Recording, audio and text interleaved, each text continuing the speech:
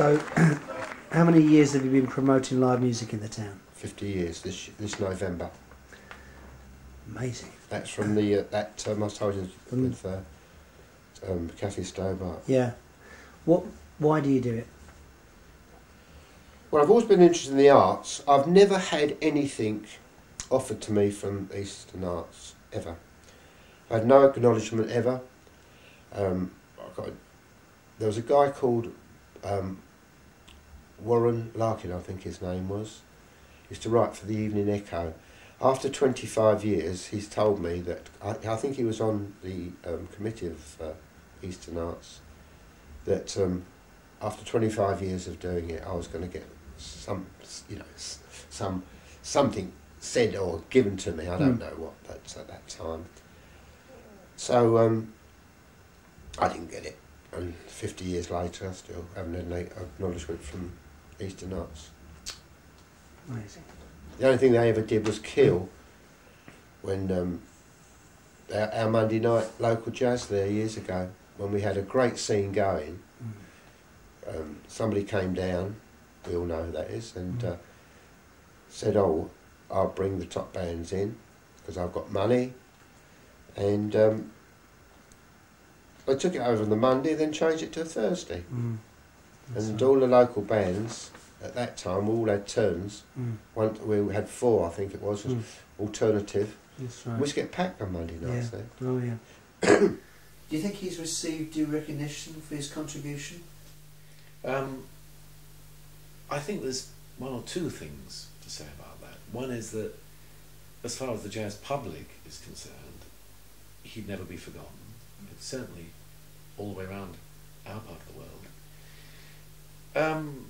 People like arts councils, I think, tend to look at, how shall I put it, cutting-edge projects that they may have conceived for themselves, and then lay the production of such a concept on somebody who's kind of fairly peripheral. I don't know whether Kenny remembers this, but I do remember that on one occasion, the introduction of a new club by an arts-based organisation actually somewhat disrupted one of his very successful venues. And I think he perhaps feels a bit badly about that. I will tell you one thing. In the year 2000, I was very fortunate to be awarded the Freedom of the City of Freedom of Southend for the Millennium Roll of Honour. I'd like to say publicly that I always felt that Kenny should have got that, because most of my career in the later years was away from Southend, and Kenny has unquestionably done more for the local scene than I ever did, and been more of a philanthropist too. And I would very much like to see him get the Freedom of the Borough. In fact, I put him up for it this year, and I can't think of a better time for him to get it, so I do hope they come through.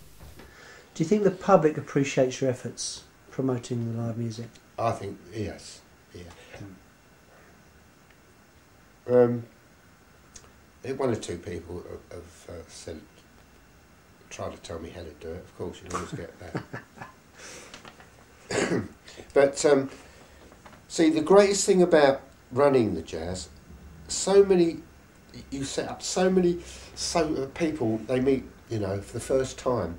Because when somebody comes down on their own, they come down, they enjoy it, they come down the next week and they see somebody they've seen the previous week, they said, you were here last week, did you enjoy it? Yeah, and they start talking.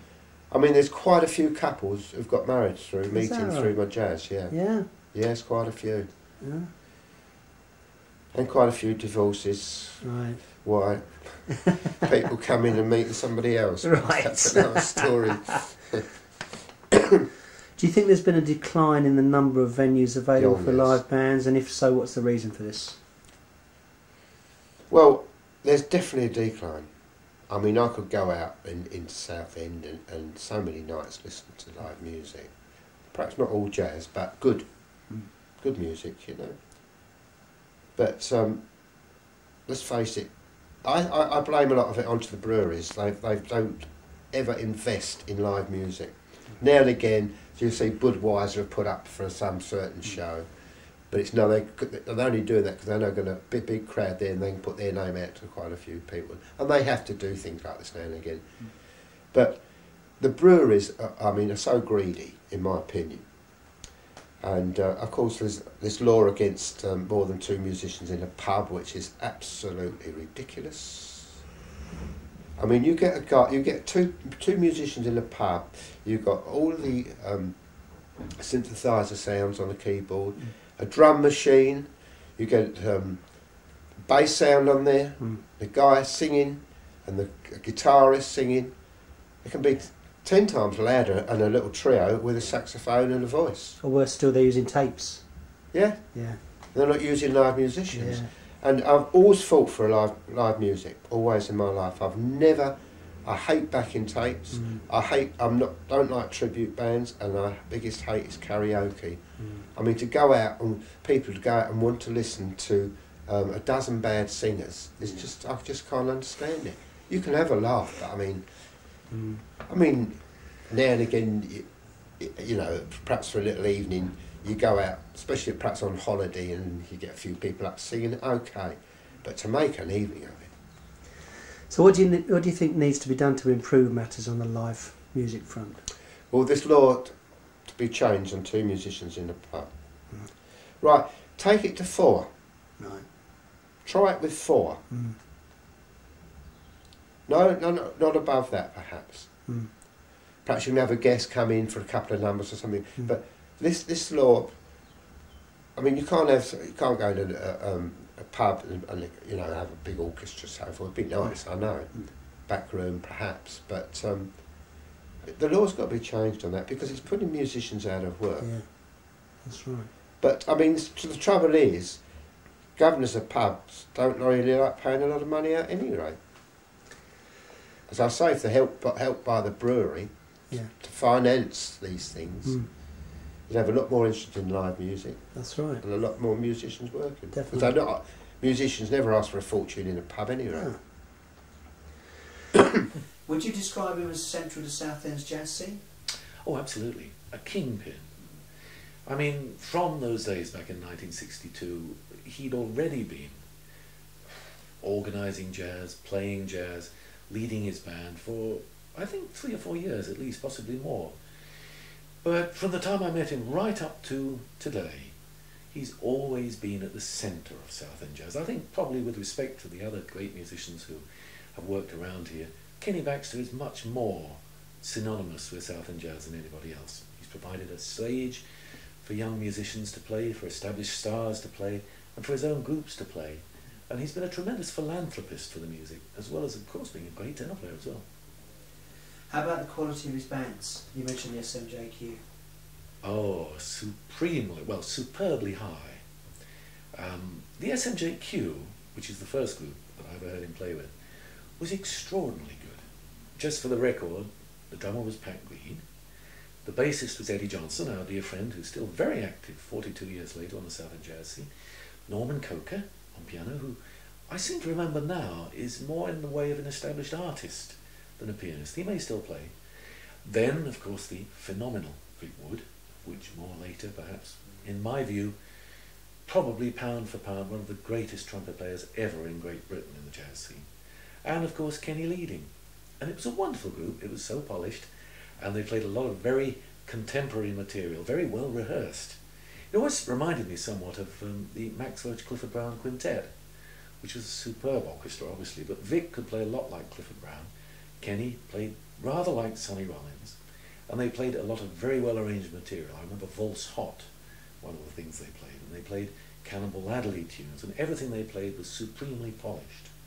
And really, every band that he's ever had ever since, to me, has maintained that standard all the way through his fusion years with turntable, right up to the later days, now, in fact, when he's, I suppose, reverted to his, if you like, his musical homeland of hard bop. But all the bands he's had have always used the very best musicians available and maintained a very high standard, I think. How would you describe Kenny's musical personality?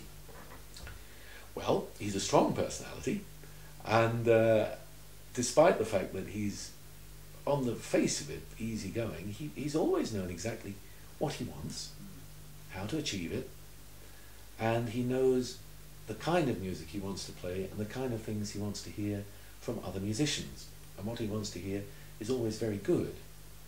So I would say he's a a powerful man, yes. I mean, in the young days, of course, he was, well, still is probably, quite a sex symbol as well, by the way. I used to say to him, well, I think I remember him saying to himself, he said, you know, I do practice the tenor an awful lot. He said, but the girls wait till after I finished. And in the early days, he had loads of girlfriends, I remember. Then, of course, he had his first wife, so it all stopped then. And, of course, now he's got darling Tony. But he is a very charismatic man and a powerful man. And I do remember, actually, in the early 1970s, when I started playing my sort of music, in a sense I had to remind myself that there were other viewpoints than Kenny's, because he was a powerful man. And I remember on one occasion, I was talking about a trumpet player, a very well-known one, who I won't name, and Kenny said, oh, I don't like his playing much. And this man, for me, was an icon. So there came a point at which I had to pull back a little bit. But it didn't in any way alter our friendship. And oh golly, it's only a couple of weeks ago, I think, we went over to this pub to celebrate his 70th birthday, which of course we're celebrating, and embarked on this very enjoyable, occasionally slightly, what's the word I want, chaotic jam session. And I get the chance, if I get the chance, I play with Kenny as I can. Who have you enjoyed playing saxophone with most over the years? Well, there's quite a few names there. I mean, of course, Vic and I played together for 42 years. We're in the same band, 42 years. Right, he did his things and I did my things. But we had, as I say, I think two of the best bands ever come out of this town was with the SMJQ in those days, for its day, and Turntable.